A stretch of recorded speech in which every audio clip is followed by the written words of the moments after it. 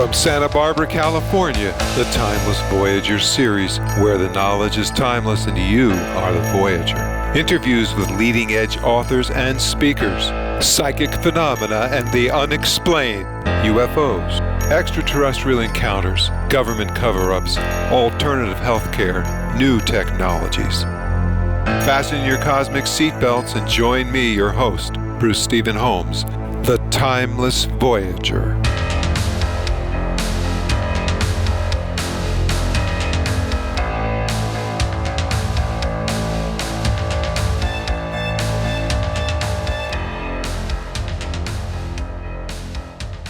Hello everyone, Bruce Stephen Holmes, the Timeless Voyager. My guest today is Dale Pond. And you know, rather than me tell you about his background, I think it'd be better for you, Dale, to give everybody a little bit of an idea of your background. And then we're going to move through so many different things today because, folks, this is going to be a great show. But I want to hand it over to Dale for right now. So welcome to the show, Dale. Thank you, Bruce. I'm glad to be here. Glad to share the story. All right. So tell us a little bit about your personal background. How did this all start? That's a really long story. I tell people that it starts back when I'm 8 or 9 years old, living in Northern Virginia. I was really interested in science and physics, especially chemistry, and fast forward to when I'm 15 in junior high school. I was planning to set my sights on MIT. In that time, what was that, about 65, the big talk was rockets. People were going to go to the moon and all that big stuff that was coming up, and I was going to go to MIT and be a rocket scientist. My dad, however, had been studying the world situation, economics and politics, et cetera, and he said, no, I think we're going to move to central Brazil. A week later, we were 300 miles out in the middle of the sticks in central Brazil. Wow, that must have been quite a shock. Well, yeah. Well, there were 5 brothers and a sister and mom and dad, and we were not urban type people. We were suburban type people, country people. So it was kind of a big deal. It was exciting. It was an exciting adventure for us boys, which was one of the reasons my dad went to Brazil, because Vietnam was just cranking up and he had 4 teenage sons, and he says, we're not going to do this.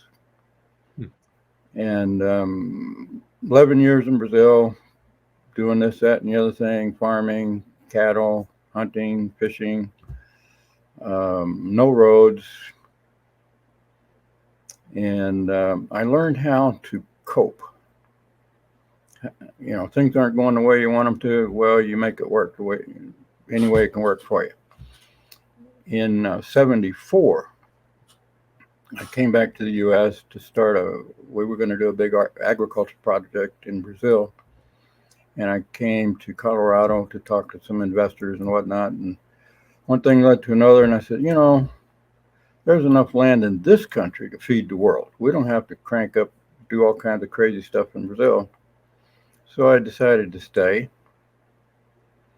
and eventually started a landscape company. We became the second largest landscape company in Colorado Springs. But you know what? I was getting unhappy. I was very, very, very unhappy. And this ancient interest of mine into science and physics started to come forward. You know, being in Brazil, I forgot all about that. But it started bothering me, you know, and I bought one of those old Sinclair computers, and I started learning the computer to code, you know. And the science thing started to merge, and I started a database of stuff that I was studying. And I won't go into this other part very much because it doesn't really need it, but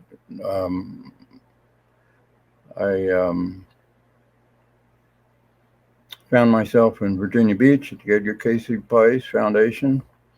And in that brief visit, I stumbled on his readings and all this crazy stuff that all of a sudden just sparked like everything in me. So basically, you had an epiphany. Yeah, could have been, but went Well, back. it changed your direction, right? Well, yeah, it changed my thinking, Good. and it reminded me of all kinds of stuff inside of me that I'd totally forgotten about.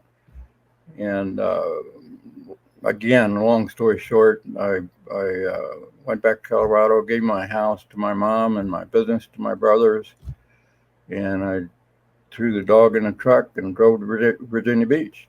And I didn't know why, didn't know anybody there. Everybody thought I was crazy. I thought I was crazy. And I volunteered in their library because I love libraries, I love books.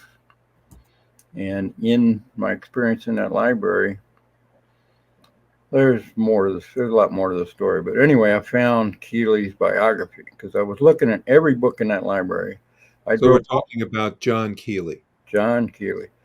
I drove all over that town looking for why I was there. I looked through every one of their books to figure out why I was there. When I found Keely's biography, that was it. It was like a lightning bolt. I said, this is it. This is why I'm here. And I haven't really let go of it since. And I've dug into his physics. I've dug into his life. I've dug into anything I could dig into that had anything to do with vibration, which led me to Walter Russell and a few of the other older authors that have been forgotten. And in 95, I was attending a conference in Fort Collins, and some gal asked me, well, what would you do if you had the money? And I said, well, I'd build one of Keely's machines. And pretty soon this guy shows up and he says, well, I'll fund your meeting, because I told him we need to convene a meeting of my team to explore if it was possible to replicate one of his machines, which is the Dynasphere.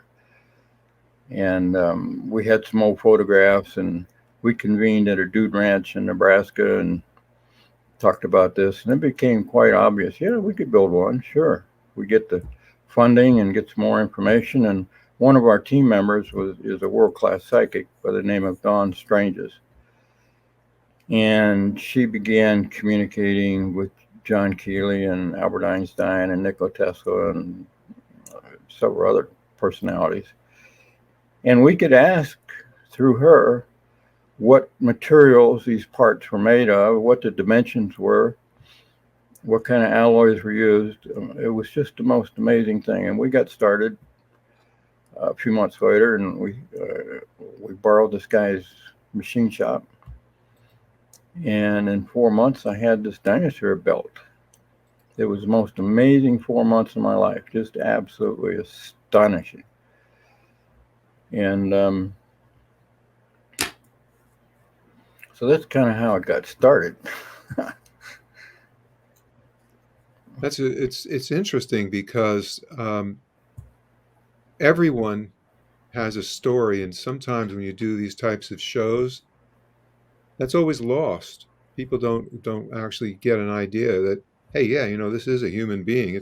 We're talking about this machine, this thing. Incidentally, what do you call this thing, this device? We call it a musical Dynasphere. Now, why do you call it a musical Dynasphere? That's the way it was referred to sometimes in the old literature. While I was at Virginia Beach, I went around to the old university libraries that were within driving distance, and I dug out all this old magazine articles and newspaper articles, anything I could get my hands on that mentioned John Keely and his work. And I accumulated several hundred articles. I got a copy of Bloomfield Moore's original biography of Keely, a number of things like that. And by digging through that old literature, this particular device was referred to as a globe motor, a ball motor, sphere motor, musical Dynasphere, musical sphere. And it seemed like to me that taking on the project of building this particular device would teach us more about Keely's physics than any other project we could tackle. Hmm. Keely had two phases of invention in his life. The first phase was with the original Keely motor, which worked off of water hammer and thermodynamic properties, etc. And he gave that up after about 30 years of working on it. He said, "This is not going to work. This is not what we're really going for." So he moved into this dinosauric forces, which are evidenced through these dinosaurs. And basically, his machines, this particular machine, was built by him to prove out his physics. There are articles where he made a large one, like 4 feet in diameter. This one's only 12 inches in diameter, but he made a big one. Wow. To power a locomotive. And Wait. Why would he want to? What well, was? in those days, late 1800s, there was a worldwide effort to discover and develop the power system that would power the industries of the world. You know, we were using water power and steam power and animal power, and they were just coal power. And they were looking for better ways to do things. And Tesla comes along and he perfects the AC process, and that became a really big deal. Keely was in that race to provide an industrial capable power source, and that's what the dinosaurs were intended to do originally. And but he had to start from scratch, and he had to discover fields and fields and fields of science and physics, and then bring them all together into a usable, workable, usable device. And at that same time, the robber barons, you know, Edison and Morgan and Westinghouse and all those guys, they were busy investing millions and millions of dollars in those days, and millions of dollars in those days was a lot of money, in building their particular systems. So they see this guy Keely over in Philadelphia developing a system that nobody really understands anything he's doing, and he scared them. He scared them really bad, and they kind of built a fence around him so that he couldn't bring his technology to market. And to protect their investments, you know, the first rule of corporatism is to protect your capital. Well, they were out to protect their capital because he was about to, he was about to blow it all away, and they couldn't have that. And somewhere in that process, Keely and his people realized that the world was not ready at that time for what he had to offer them. He had some stuff that he could offer, but like I said, they kept him out of the market. Um, he got involved in the Keely Motor Company, and the people who were running that company were all crooks, liars, and thieves. And It sounds like the normal setup in corporations. So yeah, and the stories are there. They're in the literature. If you read them carefully and you build a chronology of events and who's involved in everything, you can see exactly what they were doing. They abused this guy. Look how they're abusing Trump. Well, that's how they abused Keely. Just pounding on him and pounding on him for year after year after year. And he persisted, and he developed his technology. And then towards the end, he says, you know, we're going to safeguard all this technology and equipment in private, secret hands for when the time is right, the stuff can be brought out to the public. The guy was working on atomic fission in the 1880s in a real sense. That's just one example. If he had brought that out, we would not be here today, because they, you know, the crazy world out there weaponizes everything, and they would have weaponized that. And First World War probably would have ended the world, but the Second World War for sure would have ended it using his technology. The psyche of man in those days was quite brutal. You know, survival of the fittest. That was the philosophy of the day. Well, if you're going to survive, you need a bigger hammer, a bigger gun, bigger cannon, bigger bombs. and Keely's work would have provided them with that easily.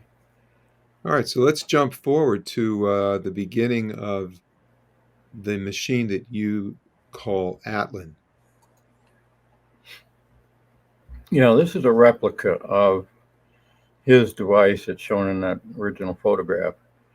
And like I said, you can't tell much from a black and white photograph, especially when you're cutting metal.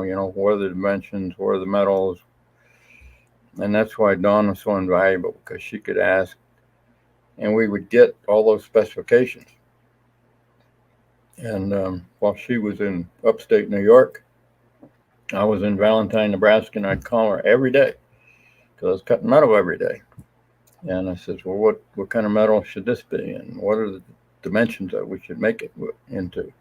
And then there was some chemistry involved. There were different coatings on the inside, a black and white coating. And it was just a fascinating, absolutely fascinating 4 months that we spent building this thing. And we didn't have any idea what we were doing.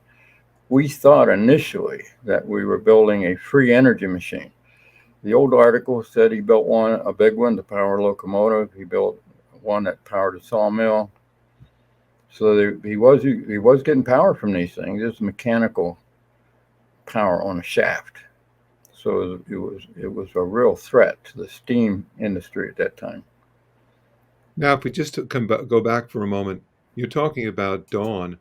Um, let's talk a little bit about the information that she was so instrumental in bringing forward for you. And maybe you want to talk a little bit about somewhere around the mechanics of what she was doing so that people understand. Because you were basically, unless I misunderstand, you were basically talking through her to John Keely after he had passed over. Yeah, he died in 1898, and we were doing this work in 1995, in the spring of 96. I would call Dawn on the phone, and I'd say, well, ask John what's the dimension of this part. And then she would pick up from him and tell me what he said. And So we did. essentially, without this part of the story, this machine cannot be rebuilt. No, that's not a good assumption. Okay. All right. Correct me and explain Uh, where I went wrong on that. well, we did it. Anybody else can do it Okay. using the same type of technique or a similar technique. She's just using her intuition. We all got intuition. She just has a better connection than I got. And even I have a different kind of connection. For instance, when I was cutting metal or shaping parts, um, I would get these insights, these intuitive hunches and gut feeling, or whatever you want to call it, in a way to do it this way and not another way. And so I was picking up on that. I'm just not as sensitive as she is. And when I really got stuck or in doubt, I would call her because I know she's better. She can call her and she can get anything. And it is true that without her input, we wouldn't have been able to do this because I don't have that level of intuition, and it was required at the time. And we've also found out that as we were doing this project in that manner, that it's a demonstration for others. This is a viable manner. You get the right people, and the guys on the other side of the veil are begging for us to ask them for their help. I mean, they're just ready to give us any kind of information we want. That's good and wholesome and everything, not the negative stuff. And it works. I mean, we made this thing. It didn't rotate like we assumed. A free energy machine would move and rotate and develop power. Right. Because you were making this thing. As a matter of fact, when we were preparing the show, one of the things that I asked you was, um, how long did it take to build it, and did you even know what you were making? Didn't really know what we were making. because no one had ever seen one for over 100 years. We didn't have any blueprints. We didn't have any specifications. All we had were 2 or 3 black and white photographs and the desire to replicate this thing. And we had Dawn sitting there who's very willing to help us out. But what happened after that is what was important, is what's really important. I took it to an energy conference in Denver because I used to go to these different Tesla conferences and energy conferences, and I had Atlin sitting there on a table. And I come back from lunch one day, and there's 8 or 10 women standing around Atlin, and they're very solemn and quiet, and they had their hands out to it like this, like they're warming their hands on a fire. And this is Atlin is the name of the one, the particular. Yes, it was Atlin. Okay, that's what Atlin looks like, right? Yeah, that is Atlin. And then, and I thought that was really, really weird. So I asked him, "Hey, what are you guys doing?" And the one gal said, with her hands stuck out like that, she said, "We're standing here feeling the love come off this machine," which was quite extraordinary. But what shocked me was that all the other women nodded in agreement with what she just said.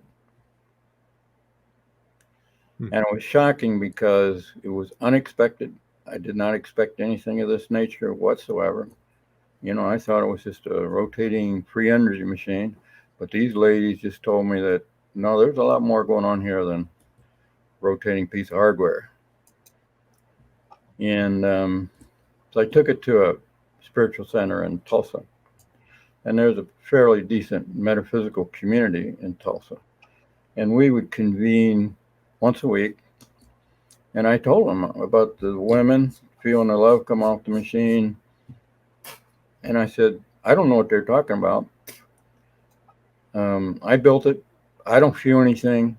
Maybe you guys will feel something. And I'm going to stand in the corner, literally. And you guys just interact with it, if there's anything to interact with. And I did that for 4 or 5 months. So basically, this was your experiment in trying to find out what you had just built. Yeah. They were the guinea pigs. I told them, you guys are going to be the guinea pigs.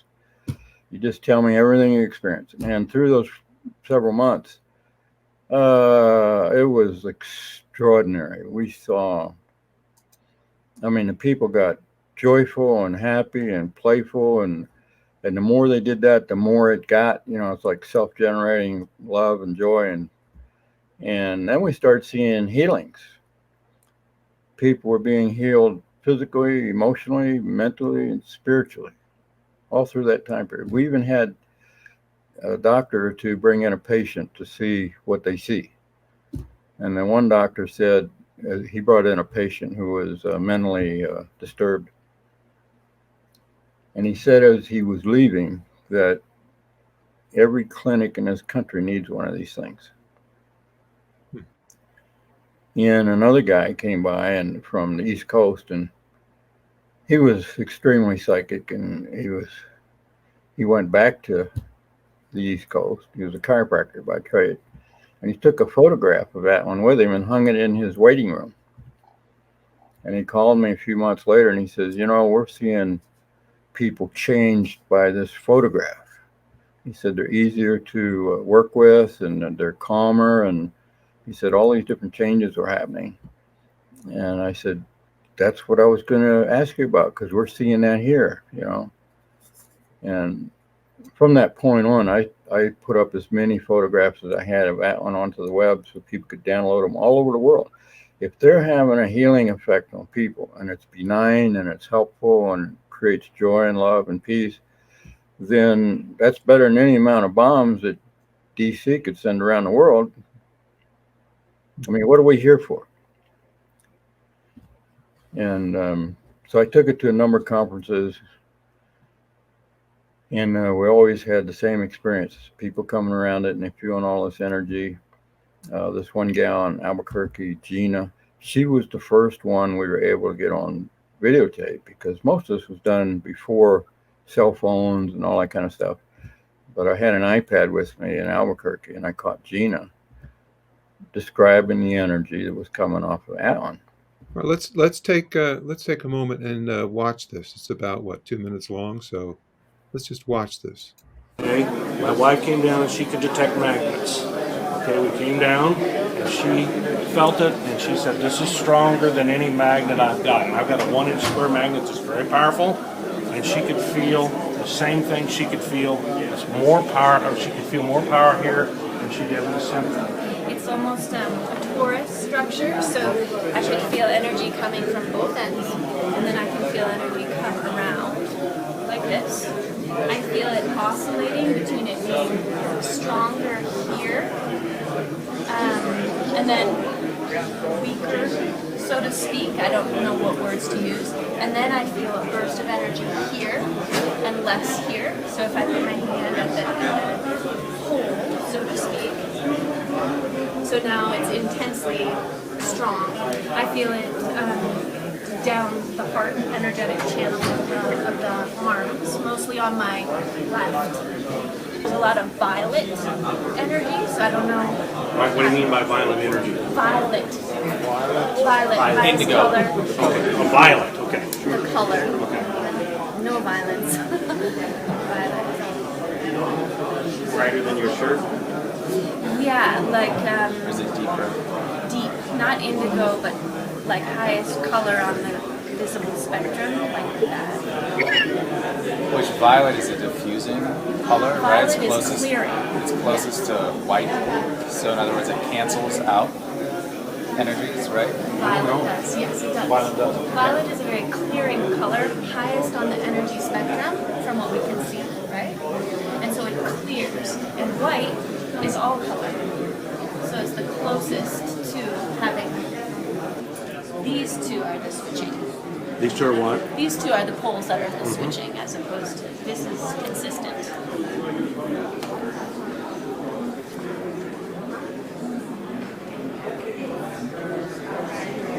Bidirectional? Is that what you mean by mixing? Well, some particles may be going this way, others are going this way, and if you get down here, what happens is these are coming in and these are going around and it mixes. So the circle's going the same way. If you kind of feel that, you can move through them. So this was just someone, I guess, just coming up and talking about it. Is that what happened? Yeah, that's what happens. These people walk by it and they feel the energy and they stop and they start to feel it and play with it and experience with it. And it happens at every conference, every time I've ever taken it anywhere. Same thing happens. I just never had a camera. This was the first time. And Gina seems to be excellent. I mean, you couldn't have asked for a better person to do that. And her husband was there. That was the tall guy, and the short guy doing all the talking. He's an inventor from Missouri. And we're collaborating on some stuff. But I didn't know him before that. This was off the cuff. The whole photo session was off the cuff. I didn't know any of those people at that time. So basically she was what, an empath or something like that, and just came up and started feeling it. Yeah, she's probably a medical intuitive. She has a healing business in California. It's unbelievable. Yeah. You also had Dr. Emoto try out feeling this machine. Why don't you tell us a little bit about how that happened?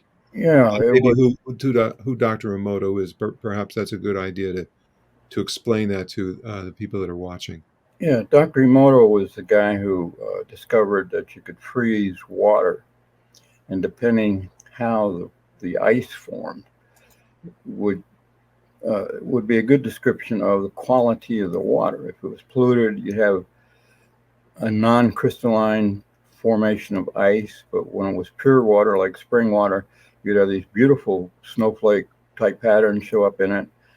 And he wrote some books, and he's traveled the world, and he's world famous for his work. He had an experiment that he taught the world how to do. Is you take 2 batches of cooked rice and put them in containers, individual separate containers with water in it. You don't really need water, but people do put water in it. And you bless one, you say prayers and blessings and emote love to it. And the other one, you cuss it and send it negative vibes. And in 30 days, those 2 vessels, one is crystal clear, really perfectly rice, and the other one is all nasty and moldy and just yucky. I was invited to attend this conference in California some years back because he was interested in my work. He was very interested in vibration, and I had written a book called The Physics of Love, which he really, really liked. And while we were sitting there in a hotel room between sessions or whatever it was, this one guy from Europe was talking about this computer system that he had developed that he attaches to people's bodies, their abdomen, their heart, attaches it to their heart on the outside, of course. And the computer would read the vibrations of his heartbeat, and the computer code would convert those vibrations into musical tones.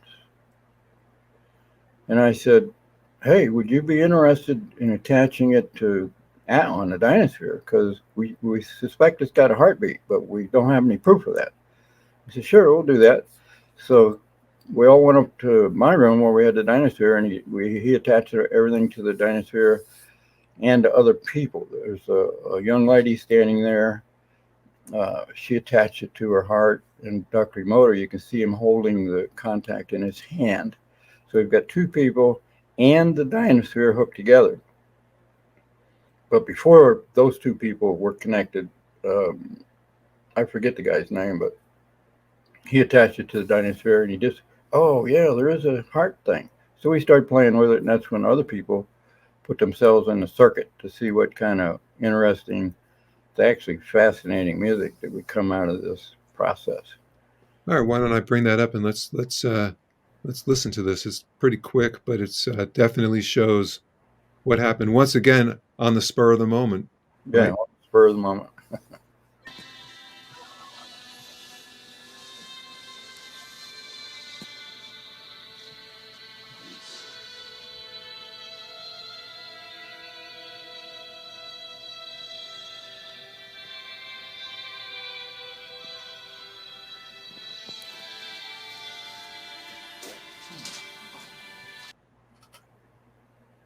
It was quick.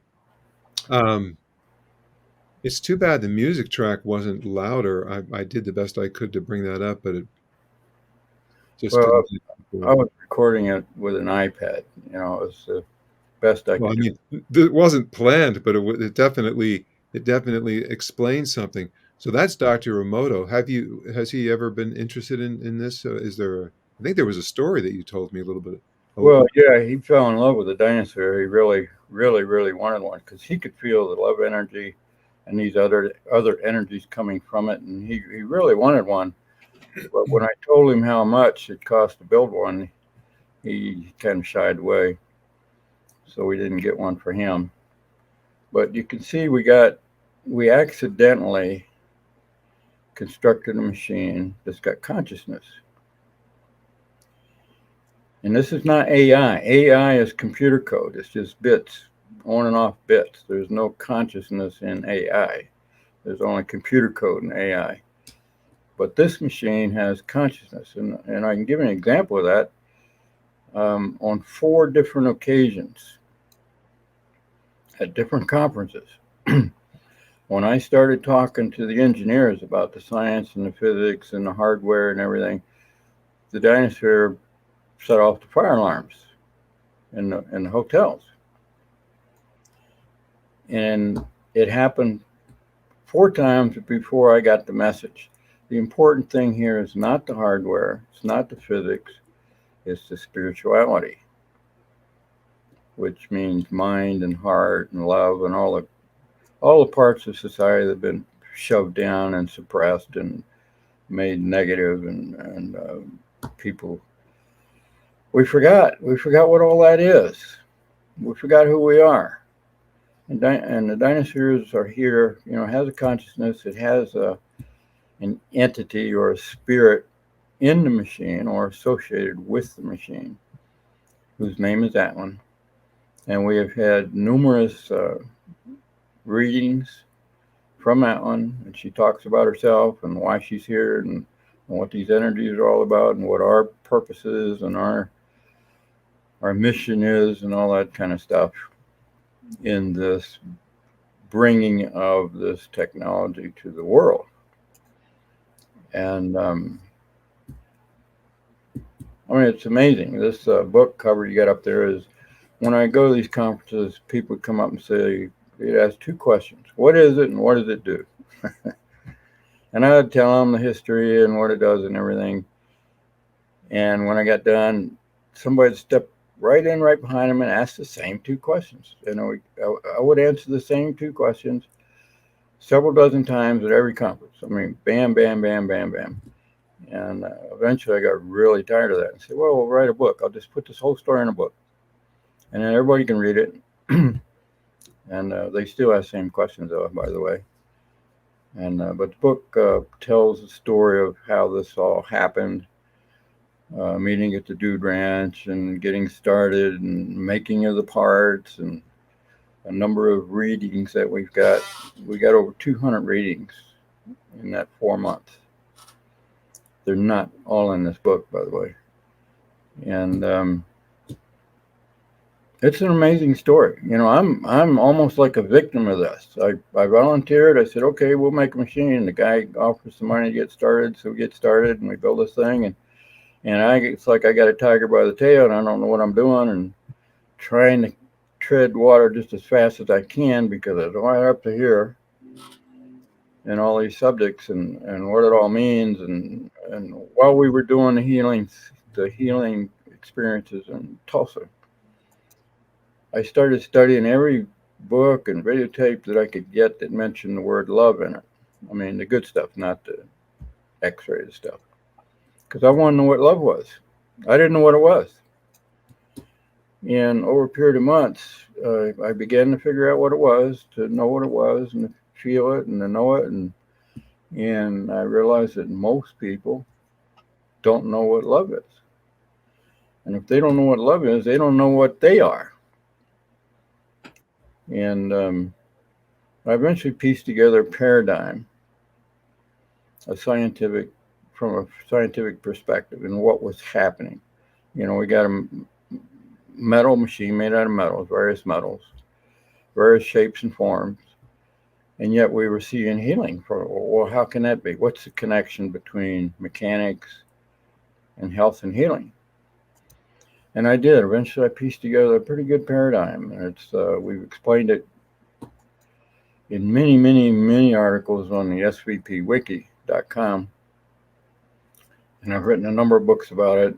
And I've spoken a number of interviews, and I've been to a number of conferences.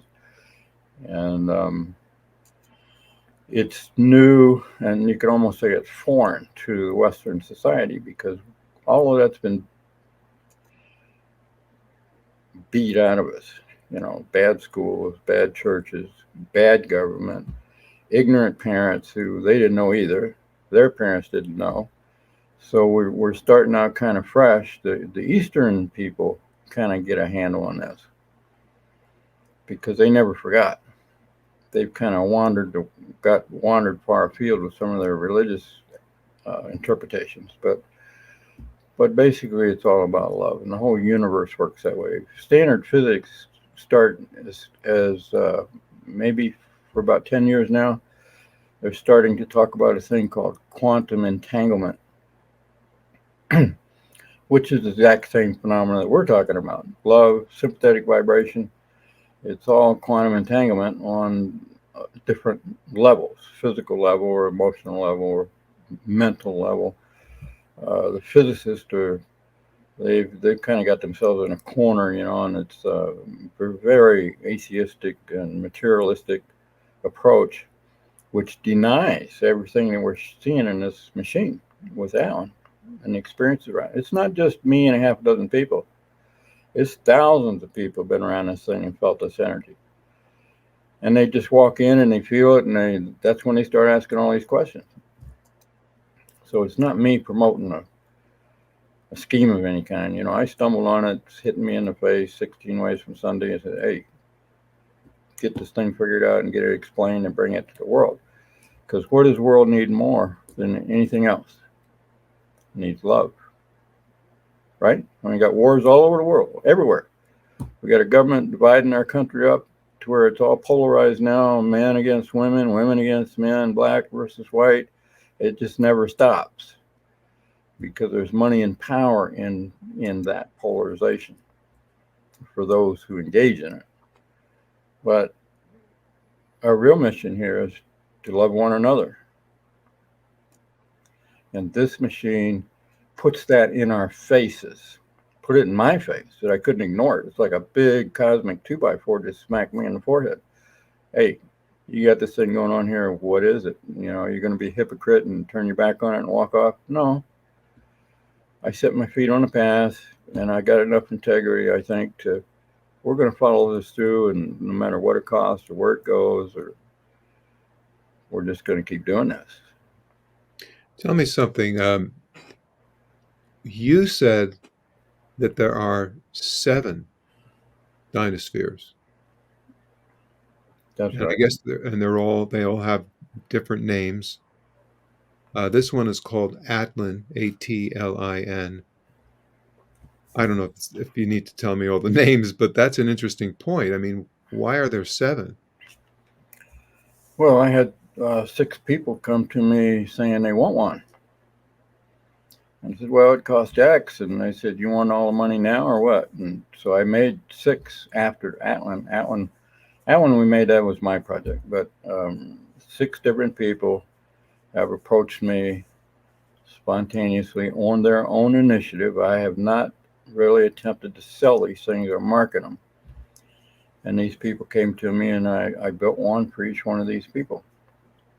How long does it take to build one of these? I built the first one in 4 months, but that was because I was very motivated, very enthusiastic. I worked 8 hours a day for 4 months. I have never built another one in that short a time period. One of them took 3 years to build it. And part of that is I wasn't asking for enough money, so I ran out of money, their money, the purchase price. So I had to use my money, and I don't have any money. So it took a long time to get these things built. They are a lot of work. They're an immense amount of work to build one. And I don't really want to build another one. I would if somebody offered, came up with $100,000, I'd take it and build one. But anything less than that, I made 7 of them. That should be enough for anybody. But however, having said all that, I do want to make one more for myself for bench work. That one was not made for experimenting with. We don't allow people to attach devices to it or instruments or any kind of way monkey around with it. But I want to make a special unit specifically for bench testing, so we can measure all these forces and everything involved in it. Yeah, that's me at the lathe. You told me that you decided to buy a school and put your entire operation, including your living quarters, in that school. So that's where this is taken, I guess, this picture? Or? No, that was taken in another shop before I moved here. Right. I moved out of that shop into this building. I didn't necessarily want a school building, but I wanted a lot of square footage. And these old abandoned school buildings are all over the country. And they're big, and you got a lot of square footage, and you can usually get them really cheap. There was 2 of them 30 miles from here that were given away by the school boards. Nobody buy it, so they gave them away. And I got this one at what do they call it, barn burning price or whatever. And it's worked very well. There's 16,000 square feet. We've got a metal shop, a wood shop, water laboratory, acoustic and electronic laboratory. Of course, my living quarters, we got office spaces, a guest room, an archive, a library, and a museum. Small museum. So it's working. I mean, the place is getting filled up. Tell me something. Do you know how it works? Now, and is this tied in with the consciousness that we've been talking about? Is it, let me say it this way, and then you can, of course, correct me if I need to be corrected. What I gather is that the first thing is that this quote unquote machine is conscious of itself, which you would probably have all kinds of arguments from scientists, theologians. I mean, the list is probably so big it's crazy, because this is something that no one wants to even consider, because it breaks all the paradigms. The idea that consciousness is not special to the human being, because human beings want to be special. So this is really special, and you're taking away the last big reason why it's so important to be human. You've taken it away. Actually, How do you feel about that you took this away? well, we're not taking anything away from them. We're just exposing the lack in their paradigms. There's more to it than they've been looking at. And there's a faction in society that is atheistic and materialistic, and they want to be in charge of the whole world. In fact, they pretty much are right now. And so they have squashed any way they possibly can, any reference anywhere that has anything to do with real consciousness and intuition and psychic abilities and all this kind of stuff, because that, like you said, crashes their paradigm. Well, they got a crappy paradigm. It needs to be crashed. It's incomplete. It's misleading. It's created all this chaos that we see in the world all around us. Because when you're in a loving state, you're not going to go to war. There's no reason to go to war. And when you're in a loving state, there's abundance and there's health and there's all these good things that everybody's screaming for right now. But it takes money out of their pocket. They don't make any money when you're healthy. They don't like this machine. They don't like what I'm doing. People sit around this machine and get healed. Well, where's the money in that for them? And if that paradigm gets out, which it is, eventually they will be out of business, because their business is not health, it's sickness. The more sickness, the more money they make. So they're not going to heal anybody. Who's going to kill off their own customer base? That's ridiculous. And the same thing with the war machine. Same thing with the energy industry. All this stuff are half-baked paradigms that were designed to create monopolistic methods of becoming wealthy and powerful. They got nothing to do with me and you, except we keep paying all the prices all the time. We're the suckers, We didn't know. People did, like I said, we were studying this machine in Tulsa, and I realized, and it was a shock, that nobody knew what love is. And that's not exactly true. There are people out there who know what love is, but the vast majority don't have a clue. In fact, they're told not to look at that. They're not supposed to look at any of this stuff. People are followers. They were trained through the school system to be a follower, to conform to what the arbitrary authority tells them. And if you don't conform, well, we're going to give you an F in your grade, so you won't get a good job when you get out. So everybody lines up to memorize and be like a parrot, a nice pet parrot, so they can get a job and make some money, but there's some of us who could care less. We want to know what the truth is, and we're going to follow it to the ends of the earth. So this book that you wrote, this is not the only book you've written. I don't have the pictures of the other books, but of course, if people are looking at that ticker running by there, you have the bookstore, svpbookstore.com. They can go there and look at the books that you've written and have available. Oh, yeah. I've tried to acquire and offer as many books and pamphlets and CDs and whatnot that have a bearing on this subject. Because for most of us, this is a brand new subject. I mean, the metaphysical community, the people who are waking up in the world, they've been digging and digging and digging, and more materials becoming available from more authors and writers and speakers all over the world. And my perspective is it's not enough to be gee whiz, with these pretty pictures, which most people go after the pretty pictures, which are attractive, of course.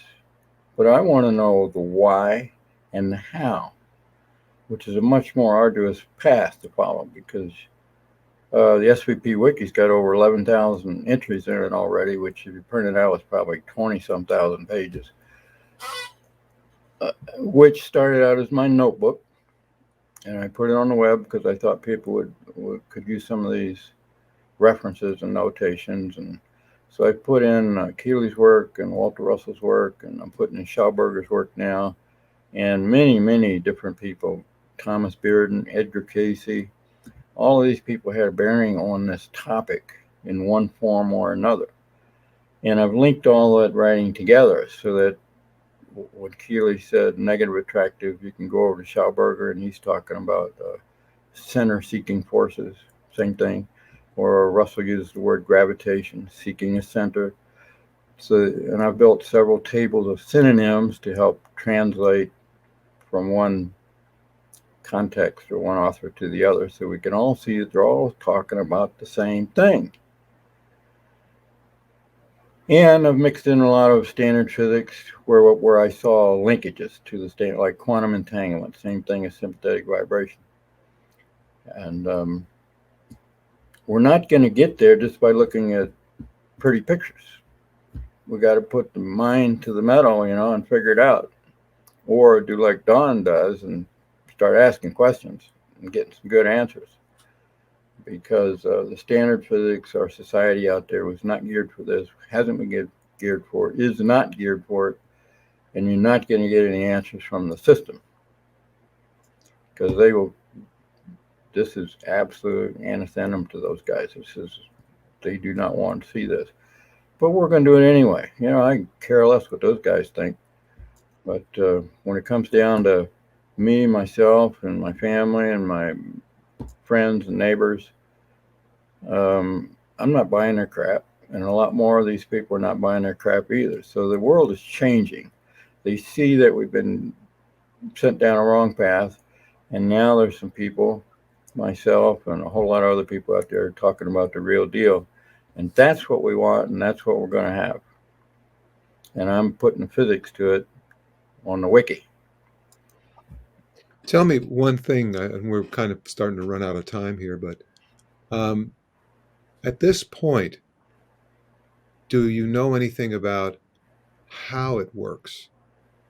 Is it the mixture of consciousness and a machine, or is it not really a machine? What do you think, let's say? That's a lot of questions. Well, that's why we're doing this show. Well, we got some pretty good ideas about where the energy comes from. We're developing the paradigm of exactly how that energy. It begins with non-Newtonian physics, quantum physics. And it goes beyond that because quantum physics does not recognize a higher force or higher forces in the universe. Everything is particles banging into other particles. You just get a bigger hammer to get more and work out of whatever it is they're working with. But this science says same thing all the religions have ever said. There's a God, which I don't like using that word because there's too many connotations attached to it. Science acknowledges God, but they won't use that term. They use the word scalar. They refer to the scalar potential. It's all around us, everywhere, all the time. Tesla even referred to it. And by differentiating that scalar potential, we get kinetic energy. The Russians are way ahead of us in this. Tom Bearden talks about how the Russians have tapped into the scalar potential and made various devices and things with it. And so they're already putting it in practice. Whereas Western science is, man, they're so stuck in the mud, it just makes you want to cry. So what we're saying here is God is consciousness. God is mind, the universal mind. And it's like a Buddha sitting there. It's totally meditating, totally quiet, totally still, not doing anything. But you can stimulate or excite that still calm mind, whole mind of God with a prayer. And you get effects out of that. And we go through life every day doing that, and we don't even know it. When you start looking at this and how consciousness, there's the whole mind consciousness, which is everything in potential.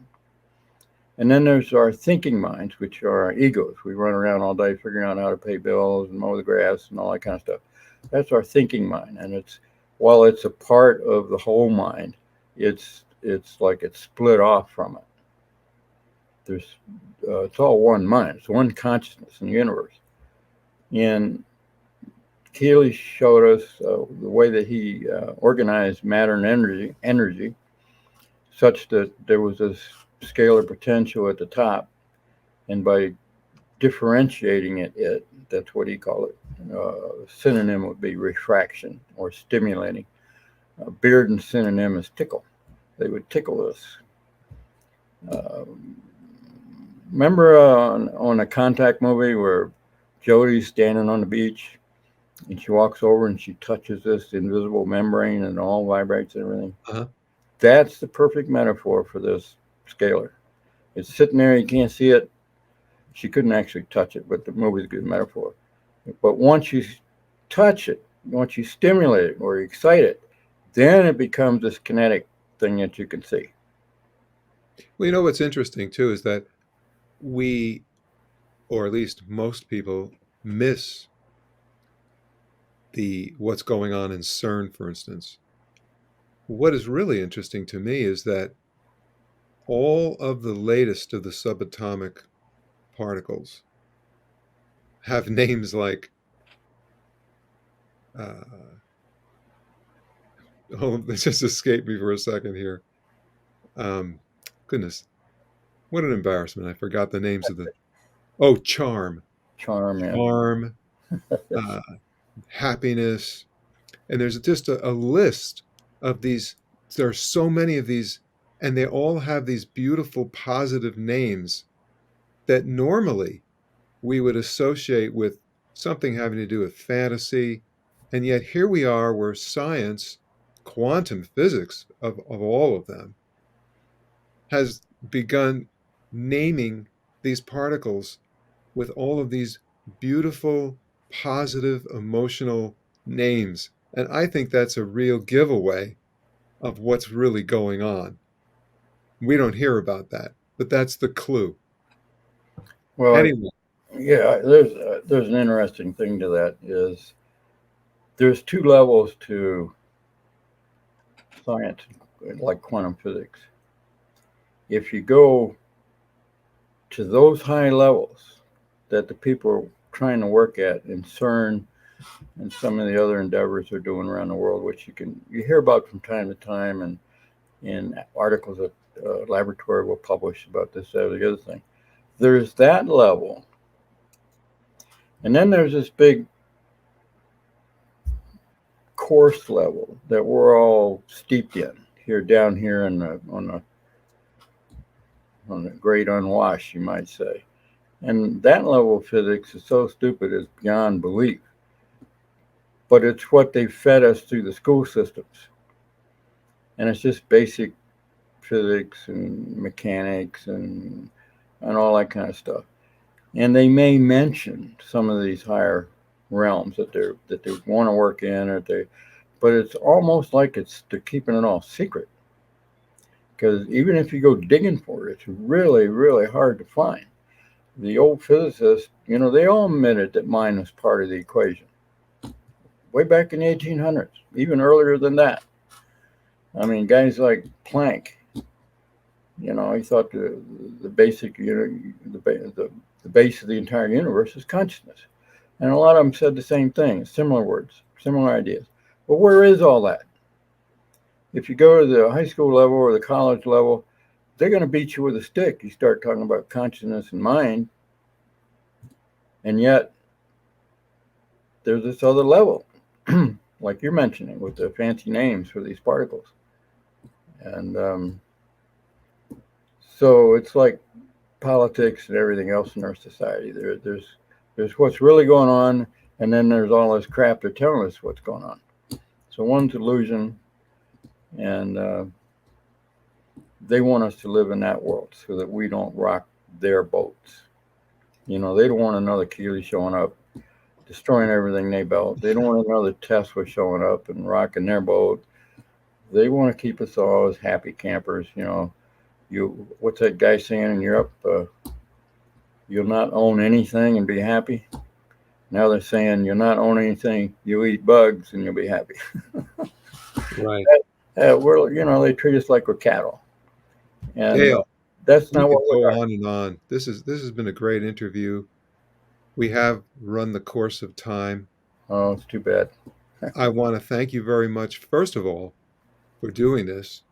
And secondly, I want to invite you to come back on and let's talk more because this is fantastic. I know there's a whole bunch of stuff we didn't even touch on because I've looked at your books and they just go on and on.